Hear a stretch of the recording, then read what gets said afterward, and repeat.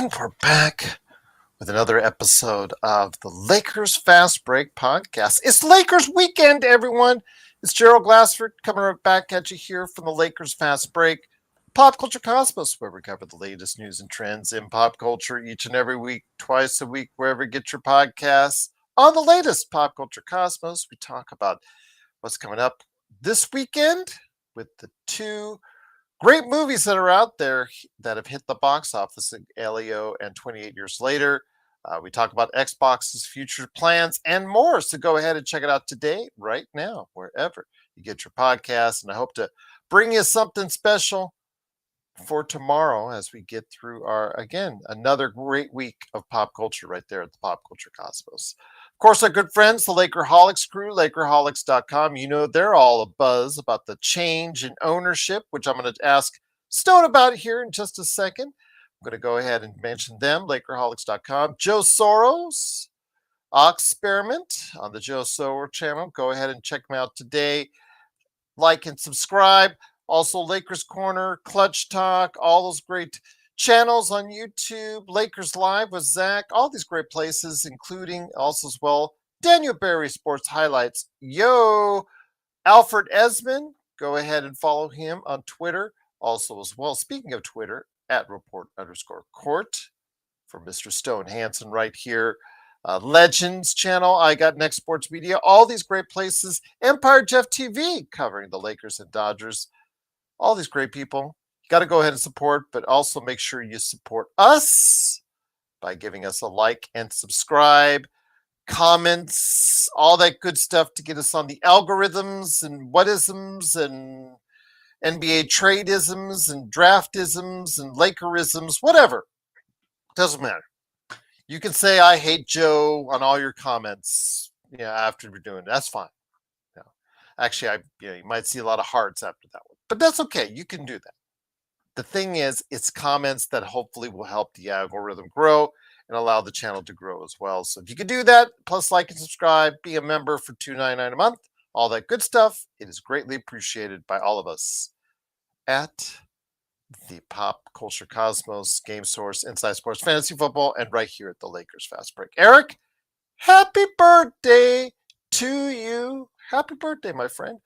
But here today to go ahead and talk about the NBA draft coming up this week, and also as well his thoughts on the ownership change and a little trade with a future Hall of Famer going to a new place. He's a good man here.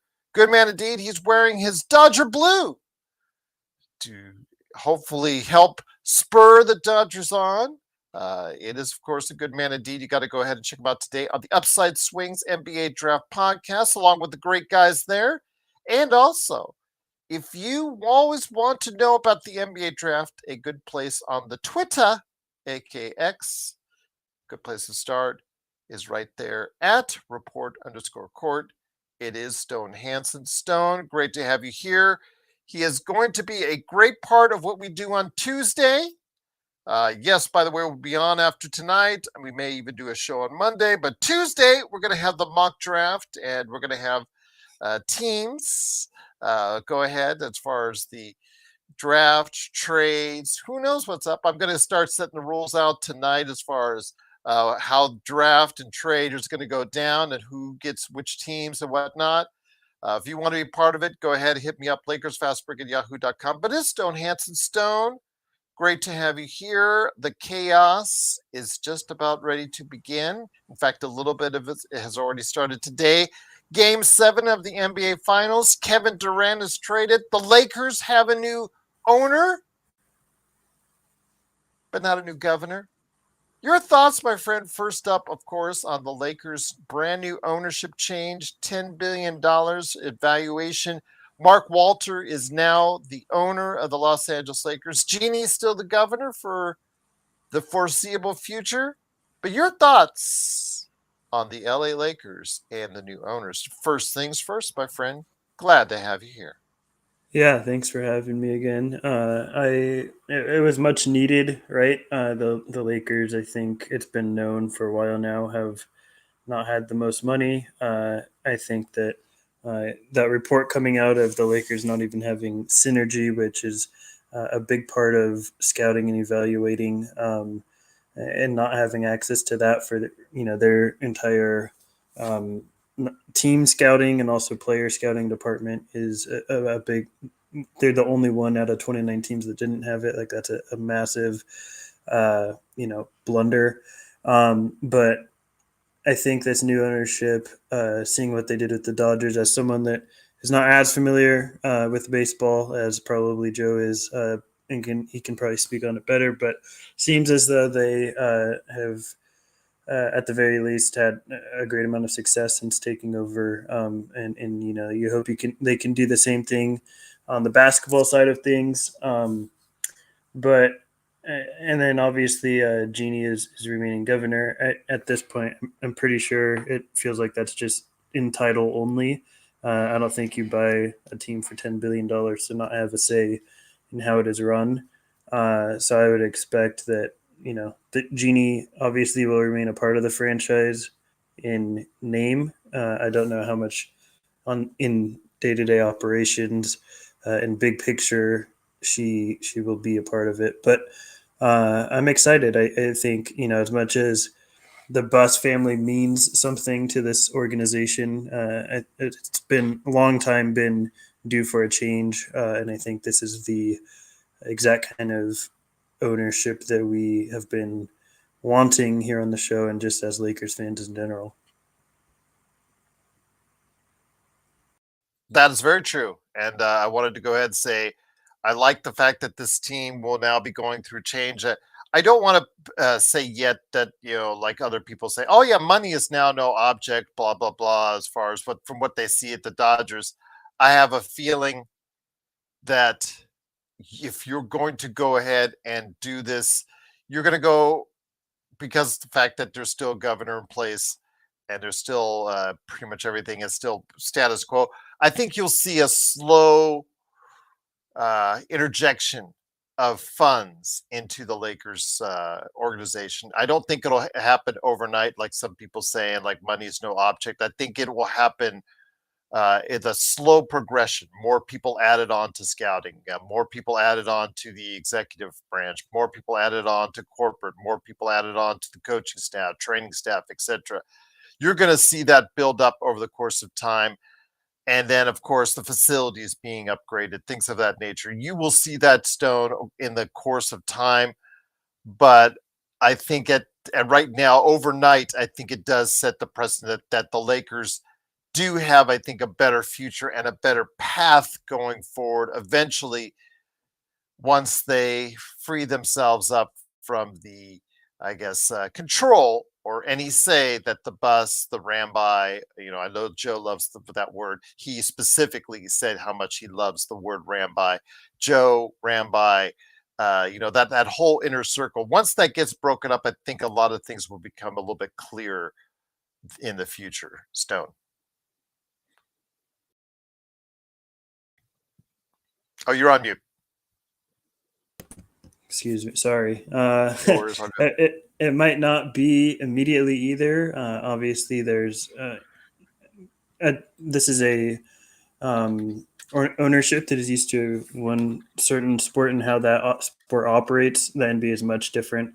Money, regardless of who the ownership is still an object just because of the CBA and how salaries work and all that. You can't just get any player you want as you can in baseball. But I think that we should see an impact just on how this team runs and hopefully just the day to day stuff. But it might be, maybe it's not just this summer. Maybe it goes into that up to the trade deadline or even into next summer to really construct a team in the way they want, and the way they want might be different than how Jeannie and Rob have been trying to play it. So it might not happen immediately. It would be nice if it did, but long term and big picture, I think uh, this is what I think can bring the Lakers back to the perennial contention that we've all been wishing for since the the good days, I guess you can say, the golden era. Absolutely, indeed. But once again, it is Stone Hansen, go ahead and check out his big board today. I'm going to be flashing it up here in the not too distant future, but right here at report_court. Go ahead and take care of that right there. As far as the NBA draft, to know what this man knows in regards to the prospects that are coming out as far as for the NBA later this week. See who he thinks should go where or about where right there at report_court. And we're going to go ahead give you guys a little bit of a glimpse into that here in a little bit. But Stone, there was a trade that was made today on the eve of the season ending with Game 7 coming up later today. It is, of course, Kevin Durant headed to Houston uh, for Jalen Green, Dylan Brooks, the number 10 pick in this draft, and 5 second-round picks. Yeah. Your thoughts on this, my friend? I just think this is 75 to 50 cents on the dollar. Your mileage may differ on that, but I think that the Suns, they better hit on that number 10 draft pick, because if they don't, this is not going to look like a good trade at all, Stone. Yeah, well, so I think for me, it's less about the it's less about the value that they got for KD, because he's old, obviously. I mean, still, he's a great player, but in the NBA, age matters quite a bit, right? If he's 37 and he's got 1 year left on his deal, that's it only has so much value in the league, no matter how good you are. But the fact that they took on a massive negative contract to get rid of one of their only two positive assets on their roster really, I think, is just bad asset management. And look, there's KD's been on the market basically since last year. It's been widely known that the Suns were looking to move him, and he did not want to be in Phoenix since the trade deadline and how that all went down. The market for him probably not that great, right? Still 37 years old. I think most teams were pretty uninterested in giving up even a lot of young players or anything. There's this pick 10 is probably the best asset that was offered to them for Kevin Durant. The issue is the long-term bad salary that is Jalen Green's contract. I don't think Jalen Green is a particularly very good player. Definitely not somebody you want to build your franchise around. I don't know how the Suns view him, but I think that taking on a negative asset of Jalen Green's degree in exchange for one of your only two positive assets is just bad value. The 10th pick is fine. If they had a contract or two that made up what Jalen Green's is in his short-term money, I wouldn't mind this haul at all, because you're still getting the 10th pick for an old player, probably the best asset, like I said, that you can get for him at this point. But taking on a massive negative deal, I think, is really sort of where it falls apart for me.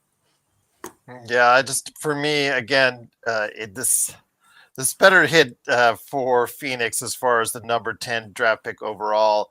Otherwise, those second round draft picks, I don't know how good they'll be, but we'll have to wait and see. I'm assuming because they're Houston draft picks, unless they're traded picks from Houston, I really haven't checked out which second round draft picks they are. Most of those may not be very good at all, like 50 to 60 in the draft going forward. So Jalen Green, your mileage may differ. His erratic performance in the playoffs, notwithstanding. I mean, there's been period of times where Jalen Green has been one of the hottest players in the NBA, and then there are other times where he just looks like he should be taken off the court immediately. So we'll see if Jalen Green can mature into a really, really good player for whatever he was picked at. Because remember, he was a top 5 pick the year that he came out. We'll have to wait and see. Dylan Brooks, I think he'll probably be moved at some point again if there's a market for him, because I'm not sure he'll be a great fit in Phoenix. I know that they have young talent at the forward position they want to go ahead and develop instead of him, but we'll have to wait and see how that gets out. And does this solve their center problem? Will they get Malak or someone else that's a big at number 10? We'll have to wait and see. But yeah, Kevin Durant is on a move to a place he wanted to go to.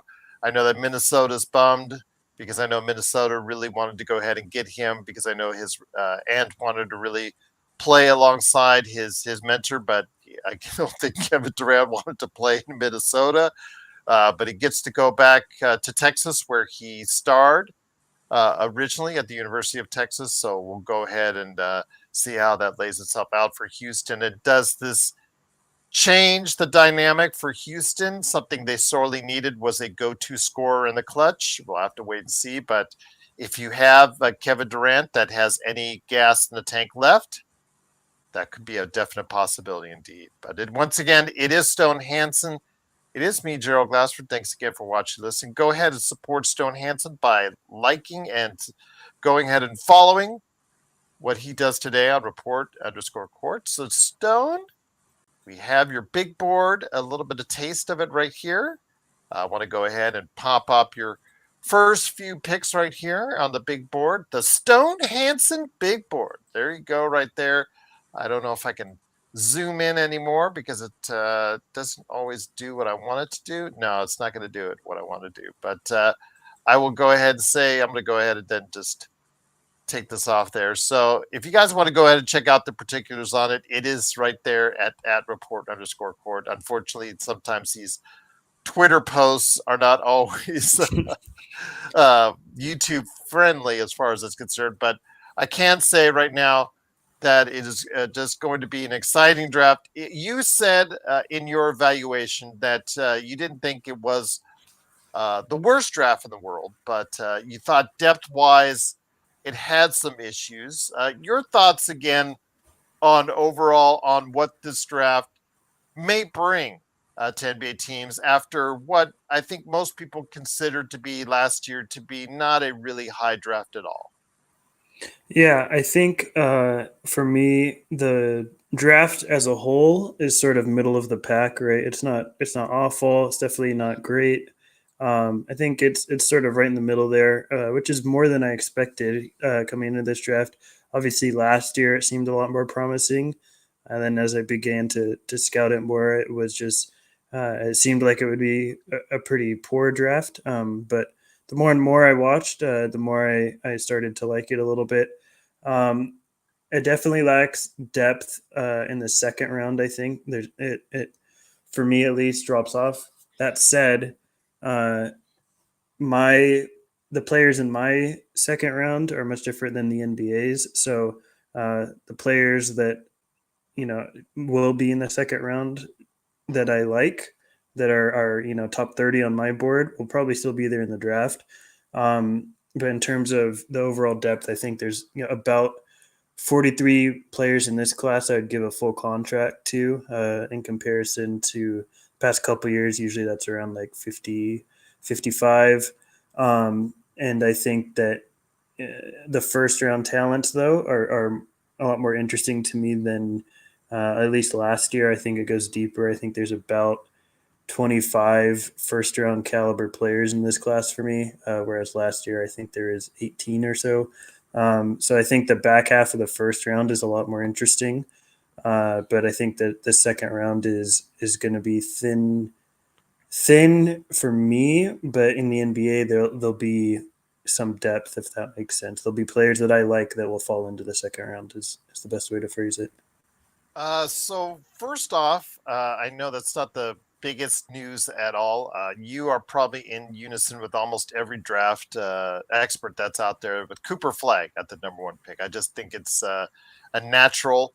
But the question is, initially, will his growth be stunted because of where he's going to be shoehorned in the lineup of the Mavs? Because AD, he's got to be the four. It's got to be the four. It's got to be the four. And then, of course, they have the two centers. They also have PJ Washington on the team. They've got a lot up front. So Cooper Flag, obviously, it's going to be a great pick. I think he's got a great future. But do you think some of that has to be cleared away by Dallas at some point for Cooper Flag to really, reach his peak value?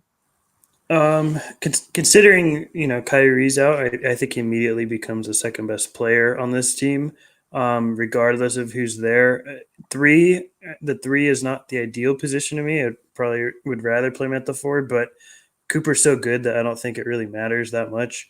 I think he's a plenty good enough shooter to make it work. Great passer, obviously. So uh, I think there's times you're going to see Cooper be the lead initiator for the Mavericks if they don't make any moves to balance out the positional needs of the roster. You mentioned all the bigs and forwards they have. Maybe they try and move one or two to bring in a guard or two. I don't know how that looks. I know there's obviously been a lot of people talking about maybe they bring Reeves in. I have no idea, but I think that it would make sense for them, to positionally balance themselves out. But I think wherever the team is, Cooper will show clear in a way that he's the number one pick and was worthy of it. Yeah, absolutely. I don't think there's any doubt about that as far as Cooper Flag is concerned. The number two pick, the consensus is Dylan Harper out of Rutgers. Your thoughts? The thing I think with Dylan Harper, it's not the fact that he's the number two pick. It's the fact that should he stay the number two pick and not be moved elsewhere by San Antonio, because the talk about if Giannis says in the next few days, I want to go, does San Antonio become a destination with that number two pick? I personally think that if Giannis became available today or tomorrow, that De'Aaron Fox should be the one that moved, and going forward, have that nice young backcourt and Dylan Harper and Stephen Castle. You're not going to have the greatest shooting. And I think that's something that one of those two players has to become a better shooter, in my opinion. I don't know your thoughts overall on Dylan Harper, but um, the only thing that gets me on him and Ace Bailey is you have two of the greatest talents in college basketball. And I understand no matter how bad your surrounding cast was, you were not even able to get them into a NCAA berth. So that kind of just has me a little worried about either of those two individuals as they come into the draft. So. Yeah, I mean I have Harper two on my board, not in a Mhm. tier of his own like most people though. I don't think that he's far and away the easy number two choice. In fact, for the Spurs particularly, the third guy on my board, Colin Knippel, I think fits better, and uh, I would consider taking him there. But ultimately, I think the best path for the Spurs is to trade that number two pick and bring in a star. I think, and it just yeah, very rarely do you have the chance at truly like a generational talent, and the fact that they have one on the roster, in my opinion, means they should accelerate their timeline. Don't try and slowly grind this thing out to get where you want, because with this new CBA anyway, you're going to have to end up cutting ties with somebody, just because of you can't keep a ton of youth on the roster without them being on their rookie contracts. Wemby's kicks in, his extension kicks in next year, I believe. I think they should just go for a star now. I think go for it. Wemby is not the player that needs time to develop and become this star. He already is one. So I think do it, go for it. You don't have this window of opportunity as a franchise, all the time. And the fact that they already have their number one player, I think they should really look and search for a star. And if that means giving up the number two pick, so be it. Now, Com Knippel, you have in that bracket tier with Dylan Harper, considered by many to be the best shooter in the draft. He, among the draft experts, seems to be a favorite. So there's a little bit of a divide from what made teams think of Com and what the draft experts think of Com. I mean, it's a slight thing because I've seen Com maybe as low as seventh or eighth on as far as actual draft boards, but to most draft experts, he seems to be a lot higher. So, your thoughts on Com Knippel? Why is there a little bit of a difference between where you think he should go and where he ultimately may end up. Yeah, I mean, like I said, I'd consider him at 2 for some teams, and I don't think most people even think that because most people, I think, view Harper as the far and away number 2 guy. I think with Khan, it's people I think are sort of pigeonholing him into the classic white shooter that is a great accent piece, but can't really do much besides shoot. I don't think that's the case with Khan. Obviously, athletically, there's limitations that people have and fears people have. I think he's extremely strong. He's coming into the league extremely built. He can take a lot of contact into his chest. At the point of attack, defensively, you see guys just sort of bump off of him, and he's so strong that I think he can guard threes 1 through 3. Um, the concern, obviously, is the foot speed and lateral mobility. That I don't think is ever going to change. But we've seen with Reeves, like even though he's a bad defender, he's become a very good player. I don't think you have to have those things to be NBA worthy. I also think, and this is what sets Khan apart, I think, for me, for a lot of people, is that during this is now a decade at my 10th draft, I've never seen Khan is amongst the best to me as a shooter, like one of the best shooters I've ever evaluated, and he's also like that one of the best processors I've ever evaluated. And for me, those two skills, this is the highest level of intersection of those two skills that I've ever seen. I've never seen a player that is this good of a shooter and this good of a processor at the same time, and I think it allows Khan to be uh, much more than people think he can be. I think this is Khan has and I'm not saying this is likely. This is more his top end outcome, that the best case scenario. Like I think Khan could be like your leading scorer on a team, and I don't think people are allowing themselves to think about Khan in that way. I think they allow him. They just sort of think he's this tertiary or complementary type of player, and I think Khan is a lot more than that. So that's why I have him at 3 on my board. Once again, it is Stone Hansen at report_court. Plus, he's part of the great triumvirate of guys that are part of the Upside Swings NBA Draft Podcast, now on YouTube. So please like and subscribe there. Great channel as well. Stone, when it comes to it, as far as there's seems to be lately always a player that drops that was expected to be picked higher or high up in the draft and just has a tendency to drop for whatever reason. Cam Whitmore, also as well, of course, what we got, Dalton Connect as well. He also dropped pretty steadily from where he was originally thought to be picked. The latest possibility in your eyes, could it be Ace Bailey? Because Ace Bailey, he's refused workouts from the 76ers and others. He's been very adamant and vocal about what he thinks his path in the NBA could be. This could turn off some NBA teams. Kid's got talent, but he's got flaws as well. And again, I go back to him and Dylan Harper.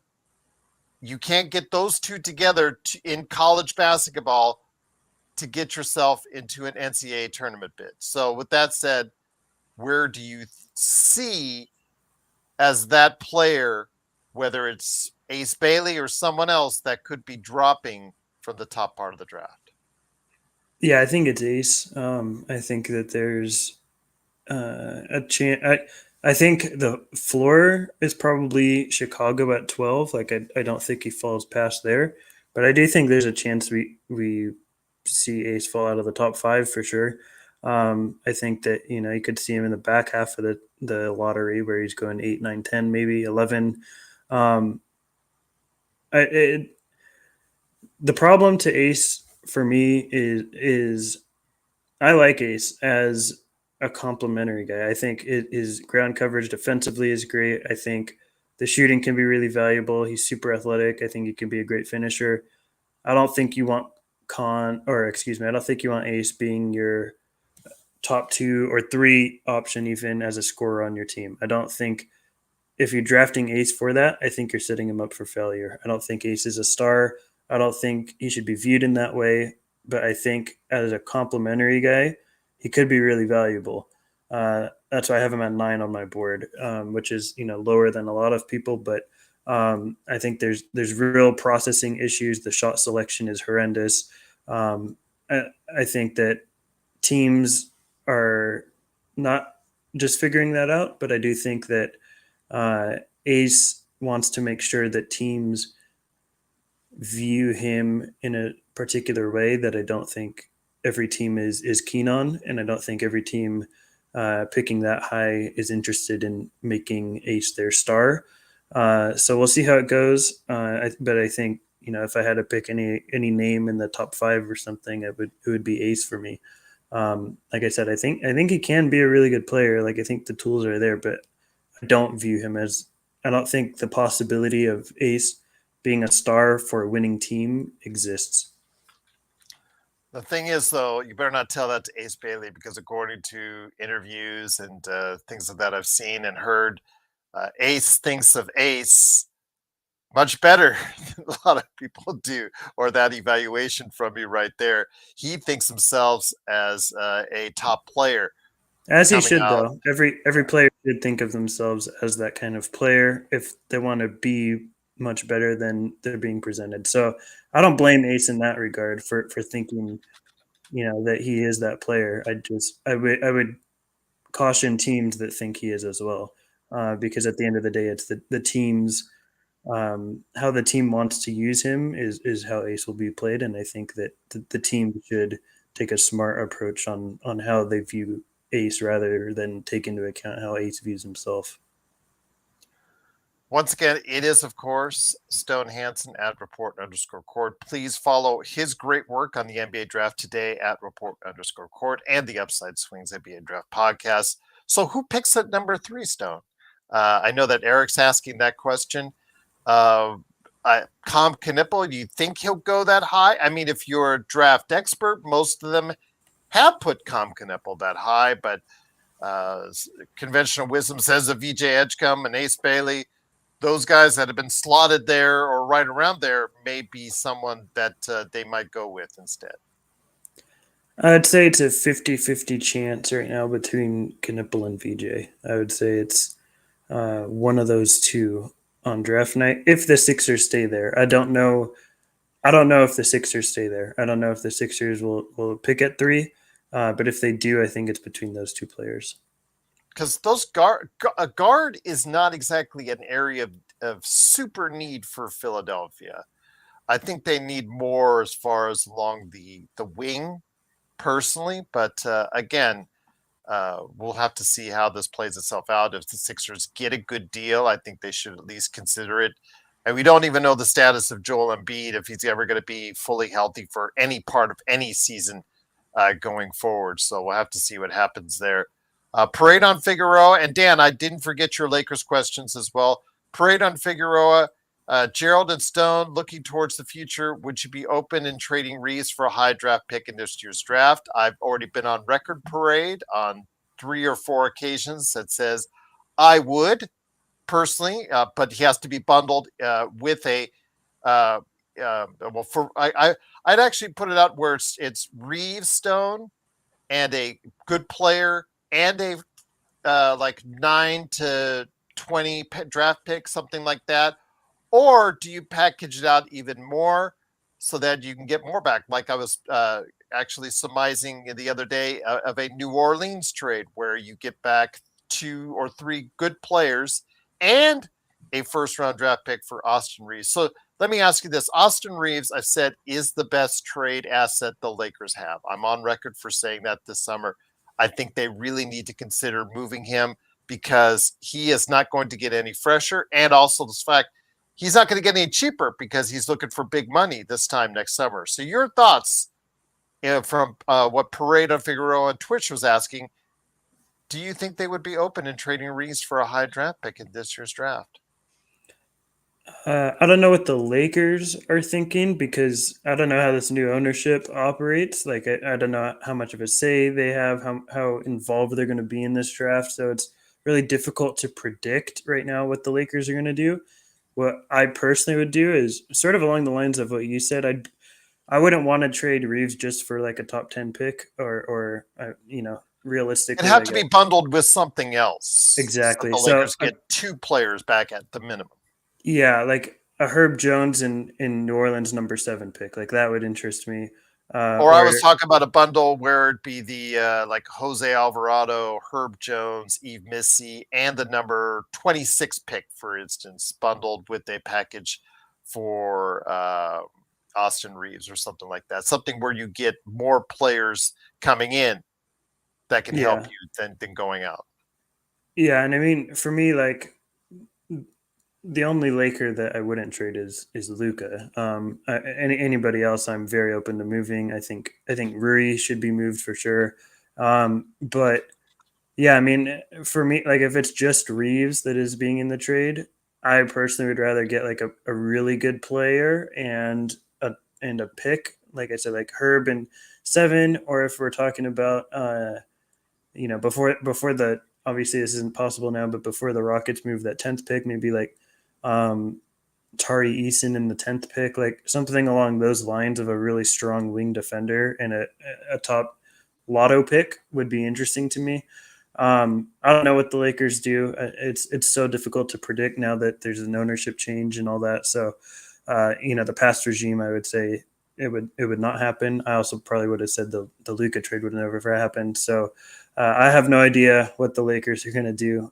But I am excited to see. But yeah, I would consider moving Reeves. It wouldn't be off the table, but it would have to be the right package. Blue, Rui is also someone that the Lakers should strongly consider trading. I know you say that he's been shooting over 40% past 2 seasons, but for what he gives you defensively, what he does rebounding wise, it's your mix. He gave great effort in the playoffs, but you see the results there. Yeah, I think you can replace that production. But also you have to remember you have to pay him next summer as well. He's a free agent. He's an unrestricted free agent, Blue. I think that's what you're forgetting is that he's an unrestricted free agent next summer and he can walk away for nothing. So if you lose Rui for nothing, I think that's something that is absolutely reprehensible in today's NBA. I mean, if you look at it from an LNB standpoint, as far as the Major League Baseball, the Dodgers, even the Angels, lost Otani for nothing. You cannot let good players walk away for nothing. And Austin Reeves and Rui Hashimura both have the ability to do that next summer, which is of high concern to me. I don't know how much Rui gets you as far as if you tried to say, hey, how far in the draft can we move up with if we trade Rui or what you can get return. I don't think you can get as much for no. He's a UFA div. He'll be a UFA next summer. So that's again, if he walks away for nothing next summer, that's a big problem, Stone. What exactly do you think he could get as far as a trade as well? Because he's again of course Austin Reeves. He's also a very valuable trade asset too as well. Yeah, I mean, I think Rui on his own, with the money that he makes and being a restricted free agent, doesn't land a ton. I think I would No, he'll rather be use. unrestricted next year. Yeah, yeah, next year, yeah. Um, I would rather move him in a package just because of the salary that he has, and obviously Austin makes less. So combining those two salaries to me makes more sense than parsing them out individually. I just think you have more options to get better players. Mhm. Rui on his own, like if we're talking in terms of draft value, I would say probably gets you a pick in the 20s. I don't think you get much higher than that with him. Mhm. Um, but yeah, like I said, I would prefer to use him as part of a package with the salary that he has to open up more options. Okay. And if that's the case, maybe I would hold on to Rui and maybe consider doing something at the trade deadline instead, if that's the case, because a late 20s just for him is not something I would probably consider unless it comes with a starter level player coming back in the trade as well, along with a draft pick, which again is up in the air on what you evaluate Rui as. But again, 40% shooter past 2 seasons. I get it as far as from three. I think that's something that is valuable in today's age and age. Blue is correct on that, but the fact that he's an unrestricted free agent looms large over the organization about what direction they want to go ahead and do.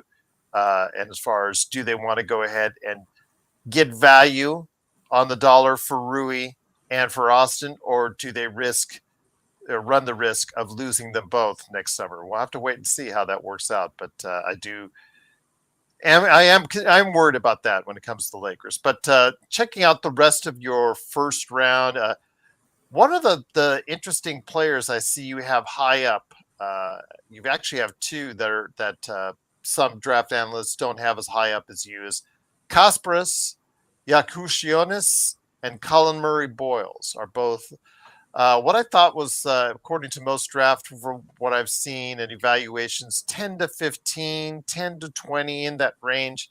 Kasparas, I think, goes a little bit higher. He may go even high as 7 or 6 to some players, but you have him even higher than that. What appealed to you about both these players that has them so high up as far as it? Yeah, with Jonas, I think that the shooting is really intriguing. I know he was for a good portion of the draft cycle viewed in the sort of range, in the like the 4 to 8 range by most people. That really fell off during the second half of the season at Illinois, where he had a wrist injury. The shooting numbers went really down. Turnovers are a big concern for a lot of people. For me, it's something that he showed when he played for FIBA in Lithuania. That his biggest issue to me is he always is looking a few seconds at the player he's going to pass to before he does. And I think that's a pretty fixable issue. It's not like he's turning the ball over because his handle's terrible or because he's dribbling it off his foot or anything. So I think the issues there are fixable with him, and I buy the shooting a lot more because of the injury that happened with him to his wrist. And I think that he can be like a player that's both on and off ball. Like you can use him as your primary initiator because he makes some pretty insane passes, or you can use him. He's a good enough shooter to be completely off ball. So I like the positional versatility as a guard there, and he's big. He's like 6'5". So I'm pretty interested in Jonas. Colin Murray Boyles, somebody that is weird because he's like 6'7" as a center. And I do view him as a center. A lot of people view him as a power forward. I think he's a center because he's got some of the most insane strength that I've seen. It's up there with the likes of Zion Williamson, with just how strong he is. He bullies people out the way. The wingspan is massive. I forget exactly what it is, but he's like 6'7", 6'8", and I think his wingspan's like 7'2" or something like that. Maybe even longer. I can't remember exactly, but the wingspan and the strength, I think, allow him to be a full-time center, and I would use him in that way. And I don't buy the shooting at all with him. I think the people that are thinking that his prospectum relies on his shooting are flawed, because I think he's much better around the rim, and the touch just isn't there as a shooter. So I'm not interested. He's a super smart defender, even though I think he's a 5. I think he can go out on the perimeter against a lot of forwards and wings and defend them quite well.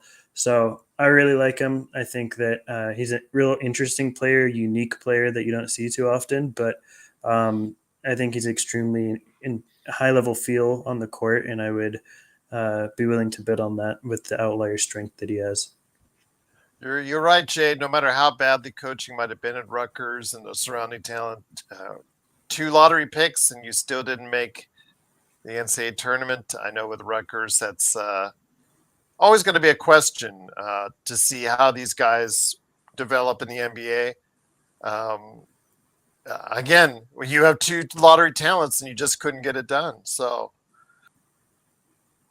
we'll have to wait and see how that plays itself out as far as the NBA draft. But yeah, absolutely. As we talked about earlier, when it comes to Rutgers and Ace Bailey and Dylan Harper, to see how that plays out, especially if they go 2 and 3, you're going to be scratching. That's the theme. If they go 2 and 3, I think people will always like, hey, and they didn't make the NCAA tournament. They were really that bad. So yeah, it's very interesting to see. If Jalen Green got traded, as he did today, Jay Young is asking, is Austin as good as gone? I don't think it has any correlation personally. No, but I think again he is the Lakers' best trade asset, and again, if there is the possibility, I mean, they're going to offer him. He is still eligible for a contract extension. They can offer that to him this summer, I believe, in August. And if that's the case, he'll probably refuse it because he has more money opportunity window in the summer of next summer. So, I mean, you can see the writing on the wall. And you can see, I know Austin has said he wants to stay a Laker. I mean, he's saying all the right things. We've heard that rhetoric before from other players. So the thing is, though, the Lakers only have one, as of now, one first round draft pick they can make in a trade. And then also, some second round to swaps as well. So Austin is your best valued asset. And sometimes you got to make hard decisions in order to improve the team, but we'll definitely see what happens. Stone Hansen from ad report underscore court. The rest of the first round, who do you see as one of those under the radar picks for you? I know you, from what I'm seeing, you have some guys, and that's why I like that you do not fear what others have been saying about where they have some picks. You've got some guys in like your lotto picks or your first round picks that others do not. Who do you think is going to be a good value pick if he goes at whatever point in the draft? Some of the under the wire players, under the radar players that you think really stand out to you. Yeah, there's a couple, and I'll also say too, like I'm working on writing a piece on this, but it probably won't be done until after the draft. But Mhm. I think it's important to not bend to consensus because the mainstream and consensus is what got Wiseman as the second overall pick. When a lot of us had Wiseman out of the first round, we didn't have Wiseman as a first round guy. And I think that would have by a lot of people been insane. Like, how do you not have a top three guy in every mock draft and everything, not in your first round? Uh, NBA teams get things wrong too. I think that's important to remember. So, open minds, I think, lead to uh, good discussion and more possibilities. So, I have Maxime Reynaud. I have him at 14th on my board. That's a player I think that can be get you can get a lot of value out of the pick that he goes in, which is probably late first, early second. He's a big man out of Stanford, great shooter. Even though he's like 7 foot, I think that he's going to be a real shooter in the NBA. Not one of these, one or two attempt 3 point shooters per game, but probably more like five or six. Um, he operated for Stanford as like a hub where he would do like 6, 7 dribble handoffs per possession, set a ton of different screens, has insane touch around the rim. Obviously, as a shooter as well, great passer, can pass on the move. I mean, there are times where he was doing behind the backs and over the shoulders as a 7 footer, which is really interesting. Defensively is the concern that people have with him, and I understand it to a degree. He's got to work on his lower body strength. The foot positioning further out of the paint, I think, can be polished a bit more, even though it's good offensively as a post up guy. Um, I think he's good at blocking shots with both hands, can change direction in the air. He just can't take a lot of contact absorption through the chest or lower body because he doesn't have that kind of frame. But I do like him, and I think that coming into the draft, you have a case. He's older, he's a senior, but there's a case to be made that he's one of the best offensive players coming into the league at currently. Another guy that I find pretty interesting that I think will go later is Drake Powell. Um, Drake was at UNC, really tough fit. Had, I believe, a 13% usage, which is extremely low. Um, but I think he's an insane defender. He's got great athleticism. If you watch him drive to the rim, that he gets the angles of his shins go really close to the court, and he can get down really low as a forward or as a wing, excuse me, and go all the way to the rim. Extremely quick, has great speed off of his first and second steps towards the rim as a driver. I think in high school, he showed a lot more ball handling promise. It wasn't great, but I do think that he's more competent handling the ball than people think in terms of just being a straight line driver towards the rim. So I'm pretty in on Jake Powell as sort of a project pick that people view him as. But for me in this class particularly, I'm willing to take that fairly high, considering the players I have behind him. So I like Powell, and I think both he and Reynaud will probably go a lot later than they should, from my perspective. Before I get to the Lakers and some of your high and low, interesting choices, interesting projections that you have, or interesting as far as where you have them on your tiers, because I did read all of it and there was some very interesting reading. I'll just say that. I want to go ahead and hit Eric's question. Rasheer Fleming and Noah Sengi, where do you see their draft stock? If you remember, guys, you can check it out. You can see where their draft stock is exactly at report_court on X. Where I have them, or where the teams have them, because where the teams have them, I think Asenga is probably a top 10 pick this year. I think he goes in the top 10.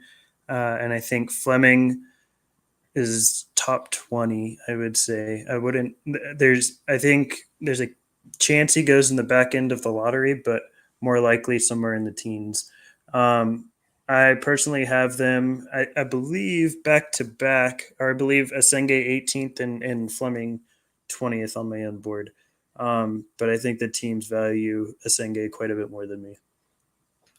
So we'll get into Lakers right now. And again, I want to go ahead and make sure everybody know that you have some very interesting choices as far as where you tiered some of these guys, which I am going to touch on in a little bit.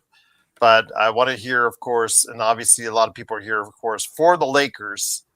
They're right now at number 55. And let's just assume that they're not going to trade up. I really am strongly encouraging that they do, because the NIL and those players that 30 or 30-ish players that went back to college or Europe or wherever, that had tried out and evaluated that, had themselves evaluated by the league. 30 of them left uh, to go ahead and go back to college, whatnot. That hurt the draft as far as the first round, late first round, second round, in my opinion. The big guys that are still in this draft, there's one thing that there is, I think, a good bit about that is different from other years, is that there's a lot of 7-footers that are available after pick number 15 per se.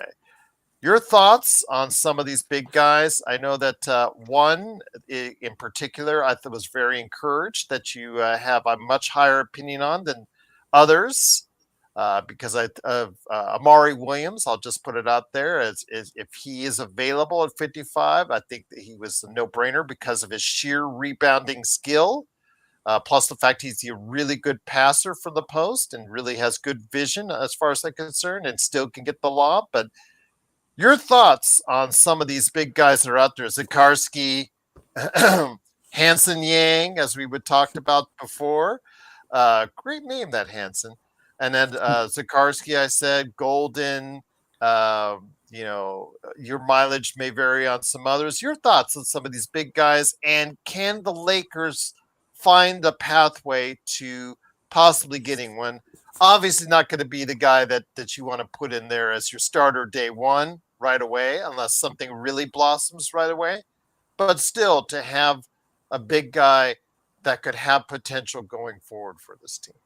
Sure. I did a little prep, so I have a list of big man names. I'll go through them and read. I'll read their names. I'll sort of give you a draft range where I think they'll go and the likelihood they'll be there at 55, and then I'll tell you where they're on my board. And you and anyone in the chat are free to ask me about any of them. So I have obviously, Murray Boyles and Malawach. They'll be top 10 guys. They're not going to go, or at least Lotto guys or near Lotto. They're not going to be there. Reynaud, who I just talked about, I think his draft range is probably 25 to 40. I don't see him being there at 55. Yohan Berenger, His stock has risen a lot. He's a first round lock. He won't be there at 55. He might go late lotto even. Amari Williams, that's someone that you pointed out, someone I like. I have him 23rd on my board. He's probably a second rounder, and there's a chance he's there at 55. I don't know how big that chance is. I would say his draft range is kind of anywhere between the 30 pick and onwards. So I'm not quite sure how likely he'll be there at 55, but there's a chance. Zakarski, who you just mentioned, uh, I like him. I have him 27th on my board. I think there's a slight chance he'll be there at 55. He probably gets picked ahead of there, but there is a chance, even if it is slight. Izan Almanza, I like him quite a bit. He's 36th on my board. Good chance to be there at 55, but he's just not really the right kind of center I think the Lakers need, even though I like him. Yannick Conan Niederhauser has been someone that a lot of Lakers fans have been interested in. I think at this point after the combine, he played himself out of the 55th pick range. I think his range is probably anywhere between the 25th pick and the 45th pick. Very, very slight chance he's there at 55. And if he is, I'd be pretty interested, but I don't think he falls that far. Ryan Cockbrenner, not going to be there. He'll probably be a first rounder.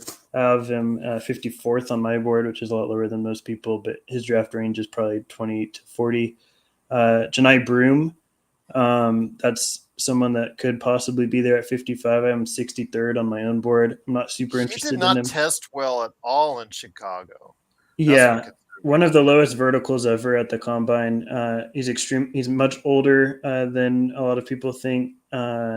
He, to me, like the tier I believe I have him in is like I would maybe consider giving him a two-way contract, but he wouldn't be like a priority guy for me. Julian Reese doesn't really get any attention whatsoever. I like him slightly less than Janai Broom, so I'm not super interested in him, but he's sort of in that range for me. He will be there at 55, just probably not someone I would be clamoring for. Lachlan Ulbrich is a big man name out of Australia that's gotten some recent buzz. He might be there. I think his draft range is probably the 40th pick and onward. I'm not super into it. I'm 72nd on my own board. Just not someone I'm too into. Abina Onachili Keelan.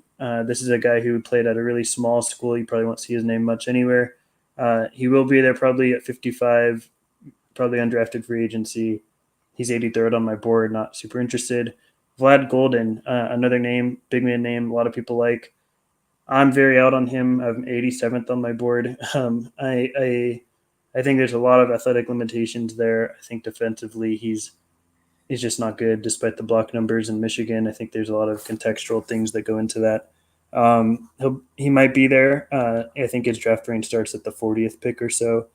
And then Mitchell Saxon is the other center I had ranked on my board. He's 100th on my board. Not someone I'm super into. He will be there at 55, but no real interest in bringing him in. So the two names I did not mention that are on my board, I think are the most likely to be there, would be Dylan Cardwell and Clifford Omarui. Both these guys, I have 47th and 48th on my board, back to back. I have interest in both of them at 55, but my main interests at 55 would be Amari Williams and Raka Zakarski. So I went through a lot of names I know. If anybody has any questions or any intrigue in any of them, I'm happy to tell you what I think of them because I've watched all of them pretty in depth at this point. So I feel confident in my evaluations and hopefully can give some clarity to any questions. Before we head on out, my friend, I have to go ahead and talk about some of the two of the, I guess, priority summer leagues that you have there. I did forget. Yeah, I forgot one. Oh, is that Hansen Yang? Yeah. Your namesake, man. Yeah. Not unfortunately not the best Hansen. Uh, I wanted to like him a lot more than I did, but I think that he's just very limited athletically, limited mobility wise. He played in the CBA, which is an okay international league, the Chinese Basketball Association. They have a lot of massive big men over there that are 7+ footers, built like Hansen Yang, just big dudes. I think he's just very slow around the rim as a rim protector. Despite the block numbers, he's playing in more of a funnel system, not somebody that I think has a lot of recovery defensive tools. Offensively, I don't think he can shoot. He has some highlights of being someone that can shoot from three. And I think that's the thing that people are attached to with him is a lot of people are viewing Hansen Yang as this unicorn. If you watch the highlights, they're there. This is why I'm very against people watching highlights. Watching full games gives you full context. Highlights are only going to show the best parts of a player's game, and it's very important to see the entirety of it.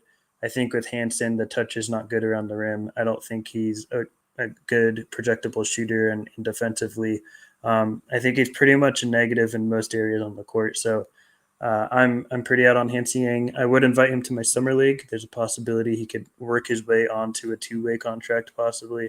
But in real life, he's probably not slipping past pick 40 in the draft.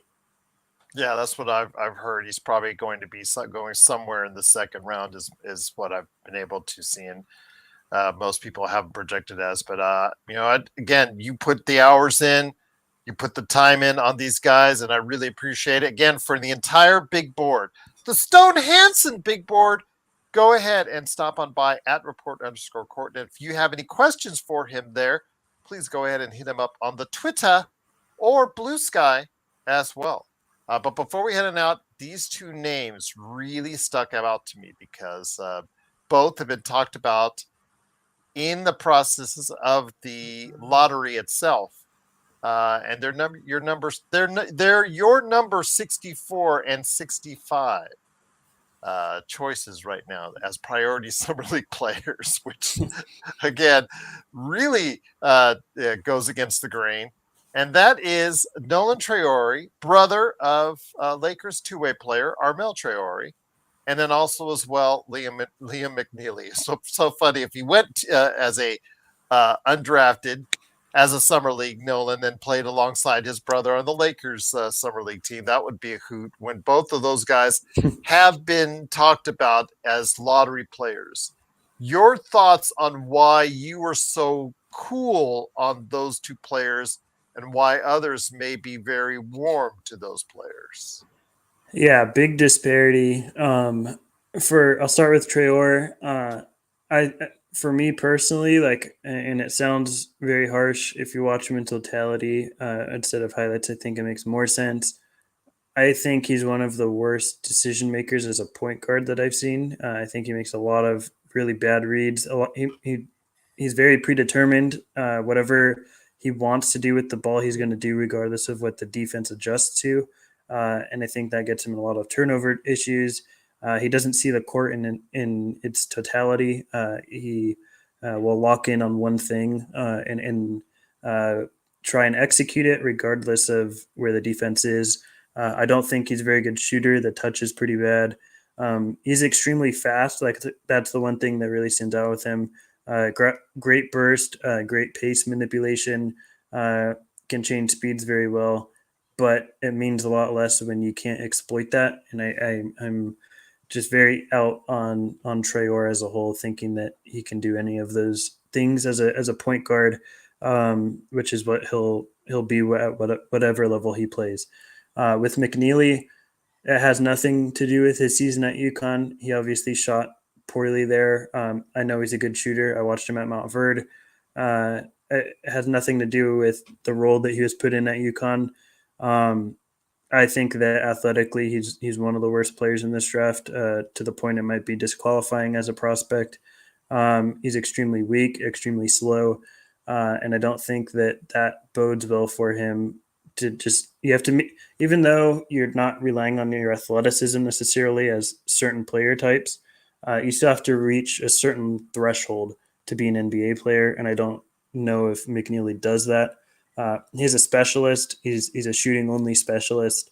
I think that is something that really limits him in the ways that he can do it. And if you are going to be a specialist, you have to be great at all these micro skills, your foot positioning, how you read things off the ball. I don't think McNeely is particularly great at any of those things, so it really limits him being a specialist already and not having those micro skills to excel in that kind of role. So those are the main reasons why I'm fairly out on both those players. And to me, they're more summer league guys, but neither of those realistically will be falling out of the first round.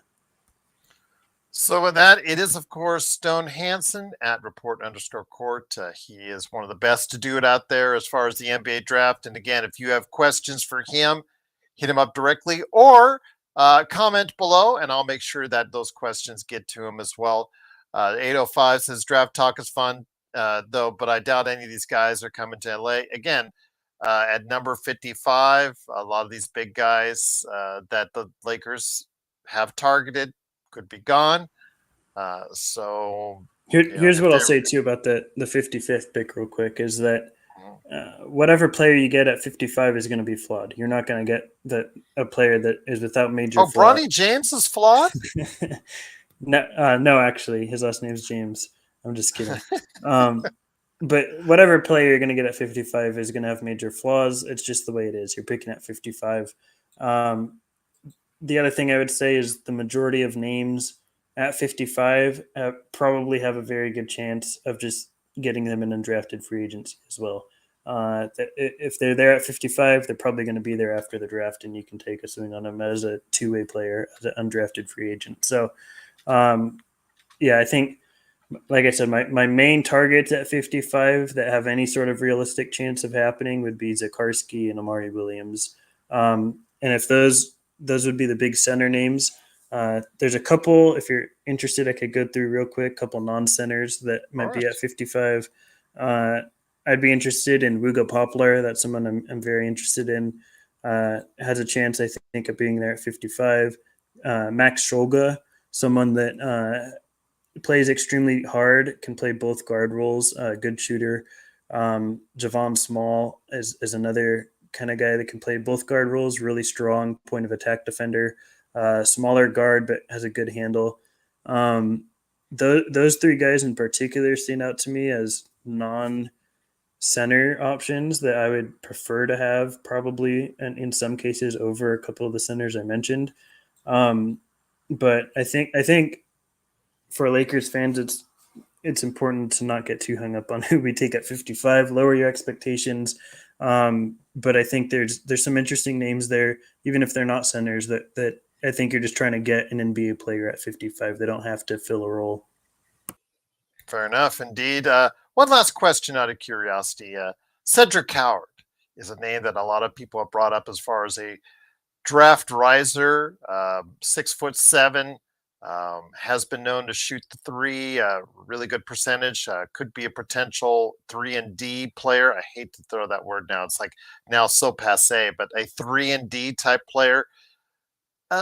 Where do you see him falling in the draft? And if the Lakers do try to make a trade that would get them somewhere, I'm not going to say in the high, 7 to 10 type range, but maybe let's say in the 11 to 25 range. Could he be someone the Lakers are after? Because he does fill a couple needs the Lakers have, if you believe the other draft experts that are out there. Yeah, I think I like Coward and okay a bit. I mean, I think I'm 25th on my board if I remember. I think he's a good shooter, a good bet to be a really good shooter. Um, he's long. He's got good extension around the rim. I think he'll be a 7'2", decent. I think is if I remember correctly. Yeah, I think he has a 7'2" wingspan. Should be a good finisher. Where I come down is I'm much lower defensively than most people. I think he struggled defensively. He has a really weak lower body. I think he got blown by too much by guards on the perimeter. I think he got out muscled a lot of times near the rim. So he's kind of a tweener in the worst ways defensively. And that is of concern for me when he played majority of his career at a pretty low level. Eastern Washington, for those that don't know, Eastern Washington College is D1, but one of the lower end D1 teams, I would say. Pretty low level in comparison to a lot of like the blue chip schools that you see. majority of his game time came against there, where he's playing against much lower level competition. And even then, like there were guards that bullied him around the rim. Nobody was scared to go at him as a driver, and I think that is somewhat concerning for me, especially considering the age he's at. He's 21. Obviously, that's not old, but in terms of draft years, it's a little bit different when you're talking about developmental trajectories. And if he was 19, it'd be a lot more interesting. I would get the top 10 hype and all that, but um, I think for me defensively, I'm much lower than a lot of people, even if I think the offense can be really really good. Well, there you have it. If you want more regarding a specific player, a specific team, go ahead and hit him up today at report_court on Twitter. And then, of course, if you just type in Stone Hansen on Blue Sky, and all these long handles on Blue Sky. I like Blue Sky, but I don't like the long handles. It just reminds me of like a Nintendo Switch friend code or something. Blah, blah, blah, blah, blah, blah, blah. Just a whole bunch of stuff there. Go ahead and type in Stone Hansen on Blue Sky. He'll answer your questions. Or if you want to hit us up, just put it below and I'll try to get it to Stone, because he will be stopping by on Tuesday for our NBA mock draft. Again, if you are interested in running some teams, I have found some potential NBA GMs, aka suckers, to go ahead and join us for that day. So looking forward to that. Plus, we'll be on later tonight after the game to talk about the end of the season and, of course, Game 7 in the NBA Finals. We'll also be on playback.tv/Lakers Fast Break. We'll have it on for you there. Stone, any last thoughts on the NBA draft before we head it out? I think it's going to be a very interesting week. Started off by Kevin Durant heading to Houston. Yeah, expect a lot of movement. I think would be what I'm saying. If you're a fan of the chaos, you should be in for a treat. Upside Swings will be live doing a draft show. If anyone's interested, if you're not doing your own show, of course, I'm not trying to take from your audience. But I think it'll be different. It'll be it won't be consensus. It won't be chalk. A lot of the mock drafts you're seeing, I think, are going to get blown up fairly quickly because there's a lot of directions that teams can take, and I don't think there's a safe bet for like a top 10 per se. I think there's going to be a lot of different names you weren't expecting and trades you might not have been expecting as well. So I'm excited to see you again on Tuesday for the mock draft. That should be fun. But thanks again for having me. Always, my friend. Once again, it is Stone Hansen. Does such a great job with the NBA draft. Please go ahead and check him out today on Blue Sky at Stone Hansen, blah, blah, blah, blah, blah, blah, blah. And then also as well, of course, on Twitter at report_court. His entire big board is there. Some notable names in different places. Really, he's done a great job taking the time to evaluate these players. So go ahead and give him a shout out, give him a follow, give him an appreciation that he deserves for taking the time out. Whether you agree or disagree with his opinion, please appreciate the fact that he has spent a lot of time doing this. And I'm forever grateful that he does this with us and he does this for the NBA Draft Stone. So thank you so much for doing it. Again, truly appreciate everyone out there stopping by for listening. Please like and subscribe as well for us. And we'll be back after the game tonight around 7:45-ish, 7:30-ish. I don't know. Just going to be around there. If it's Scott Foster, 9 p.m. But for everyone out there. But again, it is going to be the Lakers Fast Break coming later tonight. Maybe a show Monday. We'll see what happens. But then definitely on Tuesday for our mock draft. So for Stone Hansen, it's Gerald Glassford. Thanks again for watching, listening.